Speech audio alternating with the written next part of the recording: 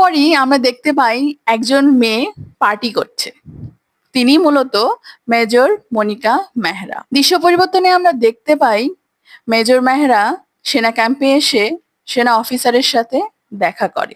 সেখানে তিনি একজন হাওয়ালদারের সাথে তার পরিচয় করায় দেয়। সেই হাওয়ালদারই মূলত মনিকার দেখাশোনা করবে যতদিন সে এই কেসের ইনভেস্টিগেশন করবে। সেনা কর্মকর্তা তাকে তার অফিসে নিয়ে আসে এবং তার হাতে একটি ফাইল দিতে দিতে বলে, মনিকা, তুমি এই কেসটা তোমার ব্রেন দিয়ে সলভ করার চেষ্টা করবে, মন দিয়ে নয়। ফাইলটি খোলা মাত্রই মেজর মনিকা অবাক হয়ে ওঠে। সে সেনা কর্মকর্তা দিয়ে তাকিয়ে বলে, অজয়? সে সেনা কর্মকর্তা বলে, জি। সেই মেজর অজয়, তিনি মূলত ছিল সেই সেনা কর্মকর্তার মেয়ে গায়ত্রীর হবু স্বামী এবং তার হবু জামাই। আর সেই গায়ত্রী কিন্তু মনিকার বেস্ট ফ্রেন্ড। এই জন্যই হয়তো মনিকা সেই ফাইলটি দেখে এবং অজয়ের মৃত্যুর সংবাদ শুনে খুব অবাক হয়।